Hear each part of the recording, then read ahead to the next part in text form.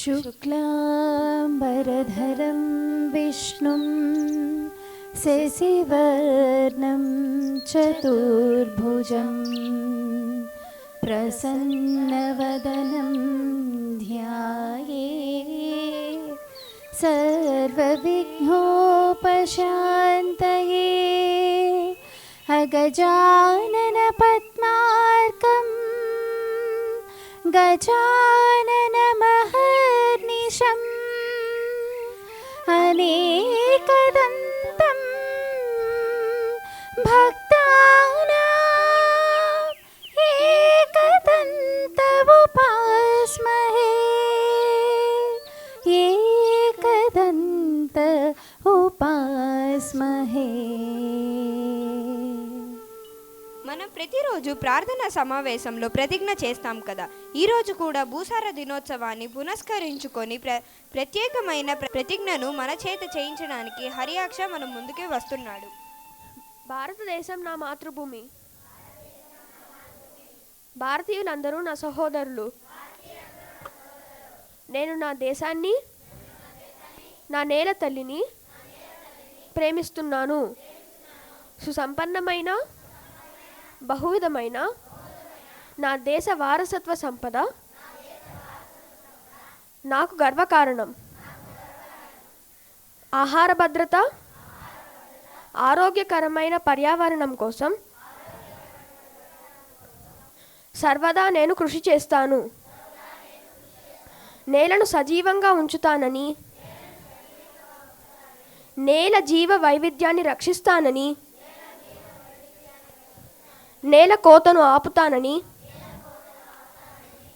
నేల కాలుష్య నివారణకు, ఆరోగ్యకరమైన జీవితానికి పాటుపడతానని ప్రతిజ్ఞ చేస్తున్నాను. నేల తల్లి శ్రేయోభివృద్ధులే మన ఆనందానికి మూలం. ధన్యవాదాలు. అందరికీ నమస్కారం. తను షణ్ముగ. తను మనస్వి. షణ్ముగ, డిసెంబర్ 5న భూసార దినోత్సవాన్ని ప్రపంచ దేశాలన్నీ జరుపుకున్నాయి. తెలుసు, మా తాతగారు చెప్పారు. 2019 సంవత్సరానికి గాను భూకోతను అరికడదాం, భవిష్యత్తును కాపాడుకుందాం అన్న ప్రధాన అంశాన్ని వివరించాయంట కదా. సకల జీవజలాన్ని తన భుజస్కంధాలపై మోస్తున్న జీవదాత్రి, ధరిత్రి, పంచభూతాలలో ఒకటైన భూమి పైనే మనమంతా మనుగడ సాగిస్తున్నాం. విశ్వాంతరాలకు వెళ్ళి ప్రగతిని సాధించినా తిరిగి రావాల్సింది భూమి మీదకే కదా. అలాంటి జీవరాశుల భారాన్ని మోస్తున్న భూమాత మాత్రం తమ జవసత్వాలను కోల్పోతుంది. కడుపు కోతలతో అల్లాడుతుంది. భూగర్భాన్ని మనం పిండేస్తుంటే విషపూరితాలను తనలో ఇముడ్చుకొని అనారోగ్య భారంతో విలవిలలాడుతుంది. మట్టికి ఒక అద్భుతమైన గుణం ఉంది. ఎటువంటి చెత్తనైనా తన మీద పడవేసినా ఉపయోగపడే వస్తువుగా మార్చేస్తుంది. అలాంటి ఈ మట్టికి మనం తీరని ద్రోహం చేస్తున్నాం. అడవులను నరికివేయడం వలన వర్షాలు లేకుండా పోయాయి. ఇటువంటి భూనేలకు ముప్పు వాటిల్లితే మానవ మనుగడికే ప్రశ్నార్థకమవుతుంది కదా. అలాగే భూకోత, భూక్షయం, భూకాలుష్యం ప్రస్తుతం మానవాళి ఎదుర్కొంటున్న విపత్తులు. మనమే చేతులారా ప్రకృతి ప్రశాంత వనరులను నాశనం చేసుకుంటున్నాం. మట్టి ప్రాణం గిట్టితే మనం కూడా గిట్టినట్టే. మనిషి మనుగడ మట్టితోనే ముడిపడి ఉంది. ప్రతి ప్రాణి ఆరోగ్యానికి ఆధారం ఆహారం. ఆ ఆహారాన్ని అందించును ఈ మట్టి సారం. మట్టి ప్రభావితం ఎంత ప్రమోదమో తన ఉనికి తగ్గితే అంతకన్నా ప్రమాదం. ఇటువంటి ఈ భూనేలను, భూమాతను, దేశానికి వెన్నెముక్క లాంటి రైతును కాపాడుకోవాలని మేము కోరుకుంటున్నాము. ధన్యవాదములు.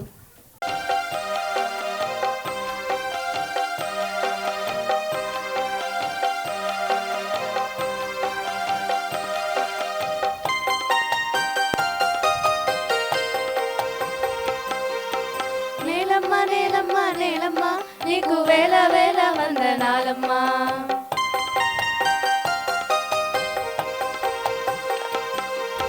నేలమ్మ నేలమ్మ నేలమ్మ నీకు వేల వేల వందనాలమ్మా. నేలమ్మ నేలమ్మ నేలమ్మ నీకు వేల వేల వందనాలమ్మా. నేలమ్మ నేలమ్మ నేలమ్మ నీకు వేల వేల వందనాలమ్మా. నేలమ్మ నేలమ్మ నేలమ్మ నీకు వేల వేల వందనాలమ్మా.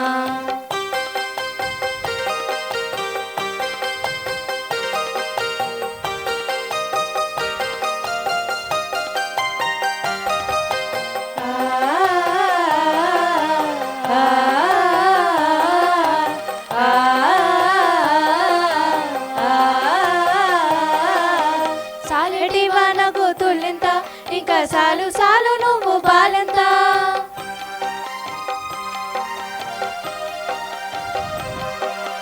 గాలినే ఉయ్యాలగా, నీలనే చనుబాలుగా, పక్కల డొక్కల రెక్కల నువ్వు సక్కంగా మోసని మొక్కల. పర్వమొచ్చి చేను వంగే, పైరు కాపు మేను పొంగే, పంట బిడ్డ రైతు బండికెత్తినాక పగిలిపోతుందమ్మా నీ కన్నా కడిపింక.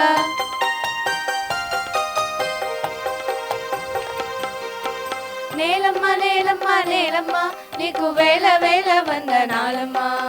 నేలమ్మ నేలమ్మ నేలమ్మ నీకు వేల వేల వందనాలమ్మా. నేలమ్మ నేలమ్మ నేలమ్మ నీకు వేల వేల వందనాలమ్మా. నేలమ్మ నేలమ్మ నేలమ్మ నీకు వేల వేల వందనాలమ్మా.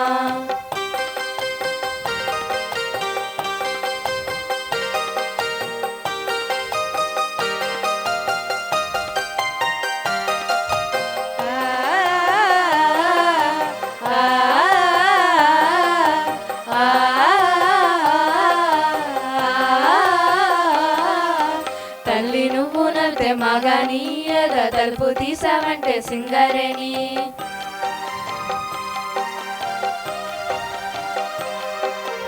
రంగులే తవ్వి తీసిన, మనసునే తొలి చేసిన, పొట్ట తిప్పలకు బిడ్డలు నీ పొట్టలో పడుతున్న తిప్పలు.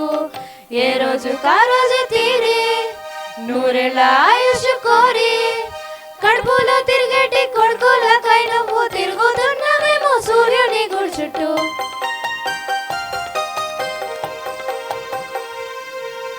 నేలమ్మ నేలమ్మ నేలమ్మ నీకు వేల వేల వందనాలమ్మా. నేలమ్మ నేలమ్మ నేలమ్మ నీకు వేల వేల వందనాలమ్మా. నేలమ్మ నేలమ్మ నేలమ్మ నీకు వేల వేల వందనాలమ్మా. నేలమ్మ నేలమ్మ నేలమ్మ నీకు వేల వేల వందనాలమ్మా. నీకు వేల వేల వందనాలమ్మా. నీకు వేల వేల వందనాలమ్మా.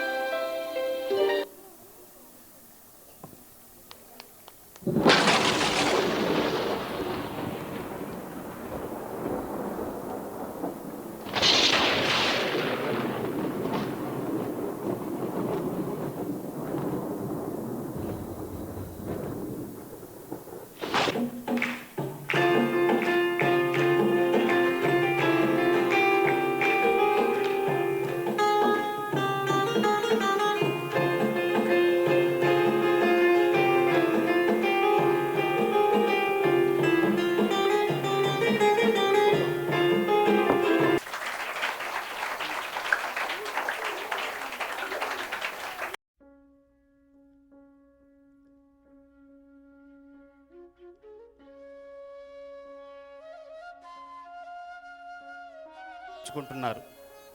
ఇప్పుడు భూములు కూడా రియల్ ఎస్టేట్ వ్యాపారంగా మారిపోయి పంటలు కూడా పండించే స్థితి కూడా తగ్గిపోయింది. మరి చూడండి, రాబోయే రోజుల్లో మనం ఇంకా ఆహారం తినడానికి బియ్యం ఇవి దొరకవు, ప్లాస్టిక్ బియ్యం తినాల్సి వస్తుంది. ఇంకా మనం అవి వచ్చున్నాయి, ఆల్రెడీ మార్కెట్లో దిగి ఉన్నాయి, చైనా వాళ్ళు దించేస్తున్నారు.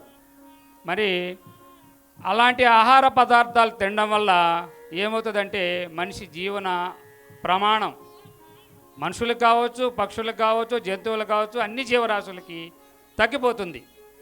కాబట్టి తగ్గిపోకుండా ఉండాలంటే మనము నేల తల్లిని రక్షించుకోవాలి. కాబట్టి అది మాత్రం మనం మర్చిపోతున్నాం, అన్నీ కూడా రక్షించుకుంటున్నాం, మిగతా అన్నీ కూడా రక్షించుకుంటున్నాం. కాబట్టి రాబోయే తరానికి మనము ఈ నేలను రక్షించుకోవాలి. ఈ నేల మీద మనకి చెట్లు ఉండే విధంగా చూసుకోవాలి.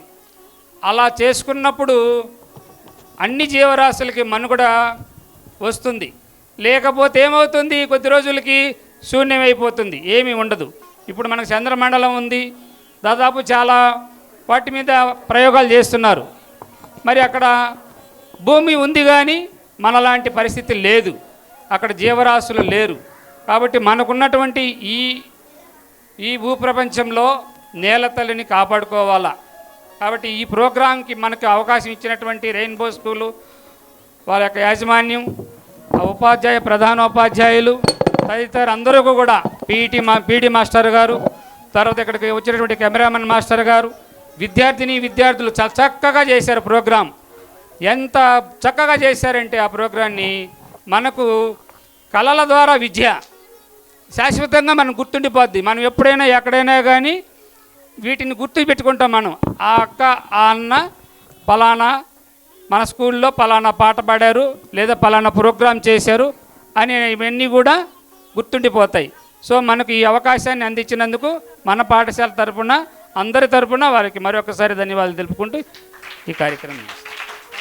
మొదట్లో మన తాతలు ముత్తాతలు వాళ్ళు పండించుకునే తినే ఆ బలమైన ఆహారం మనకి ఇప్పుడు దొరకట్లేదు. ఎందువల్ల అంటే మన భూమి సారం బాగా తగ్గిపోయింది. ఎందువల్ల? రైతులు కెమికల్స్ వాడడం వల్ల.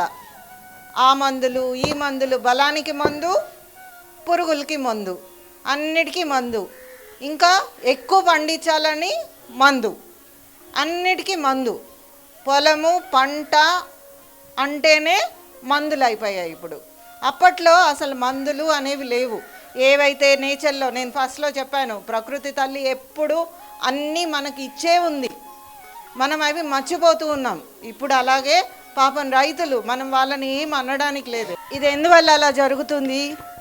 మనం ఆహారాన్ని చాలా వ్యర్థం చేస్తున్నాం. మనము రైతు పండించే ఆహారాన్ని చాలా వ్యర్థం చేస్తున్నాం. సగం తింటాం, సగం పడేస్తాం. ఇట్లా ప్రతి ఒక్కరు చేస్తున్నారు ప్రపంచం అంతా. అప్పుడు ఏమవుతుంది? రైతు ఎప్పటికప్పుడు ఎక్కువ పండించాల్సి వస్తుంది. ఎక్కువ పండించాలంటే రైతు ఏం చేస్తున్నాడు? ఎక్కువ మందులు వాడుతున్నాడు. మందులు వాడితేనే ఎక్కువ పండుతుంది అనే ఉద్దేశంతో మందులు ఎక్కువ వాడడం మొదలుపెట్టాడు. మందులు ఎక్కువ వాడడం, భూమి బలం తగ్గిపోవడం. ఇక్కడ మనము ఆహారాన్ని వ్యర్థం చేయడం, ఇది పెరిగిపోతుంది. ఆహారం వ్యర్థం పెరిగిపోతుంది, రైతుకు భారం పెరిగిపోతుంది, మందు వాడకం ఎక్కువైపోతుంది. ఎప్పుడైతే మనము ఆహారం వ్యర్థం మానుతామో, తగ్గిస్తామో, అప్పుడు రైతు కూడా అతను పండించేది సరిపోతుంది. యాక్చువల్గా చూస్తే మన రికార్డ్స్ ప్రకారం రైతు ఏదైతే పండిస్తున్నాడో, ఎలా అయితే మామూలుగా పండించగలడో అంత ఆహారం సరిపోతుంది.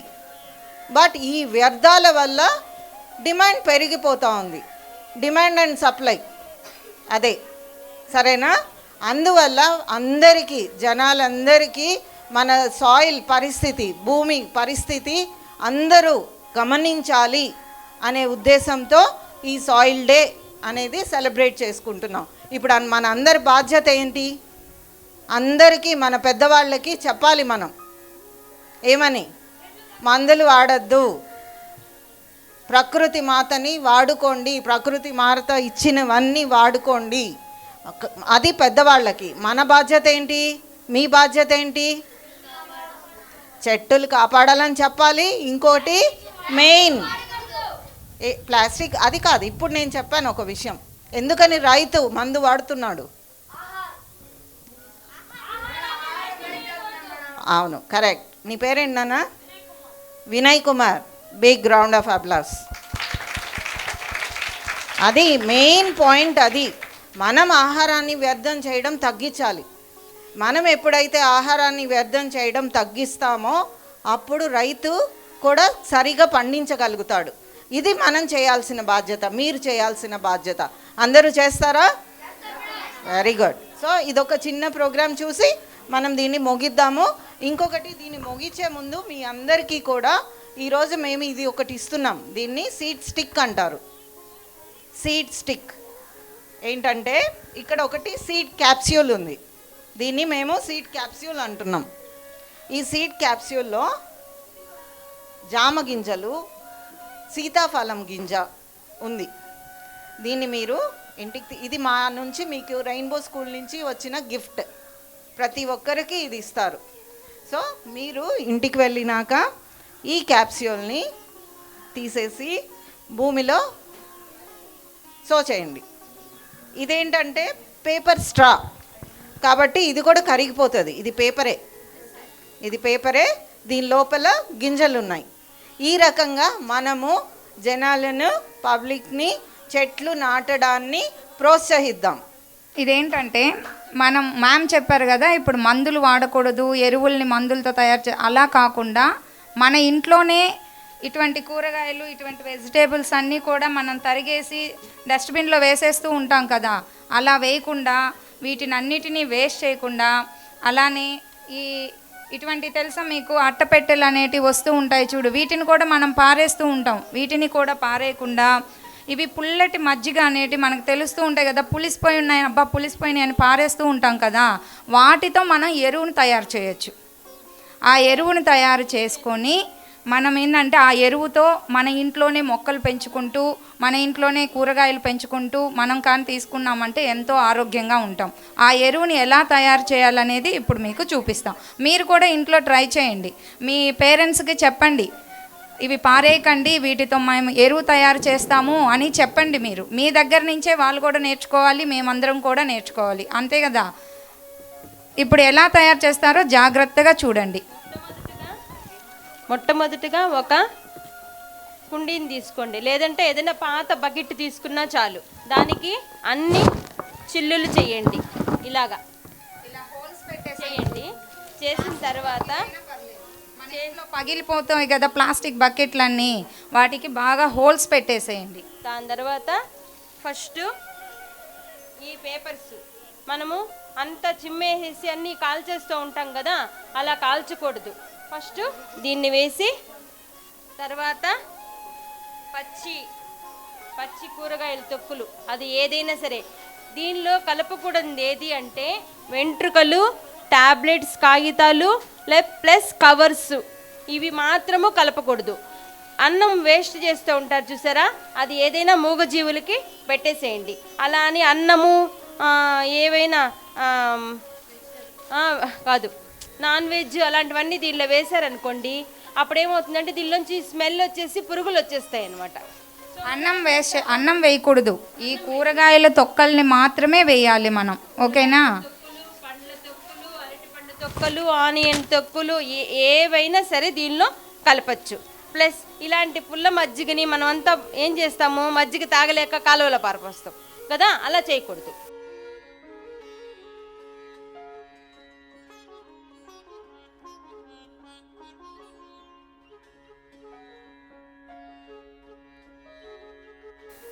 మట్టి ప్రాణం గిట్టితే మనం కూడా గిట్టినట్టే. ప్రతి ప్రాణి ఆరోగ్యానికి ఆధారం ఆహారాన్ని అందించేది ఈ మట్టి సారం.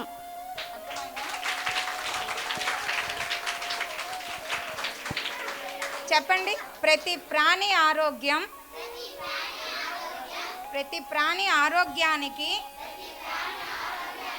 ఆధారం ఆహారం.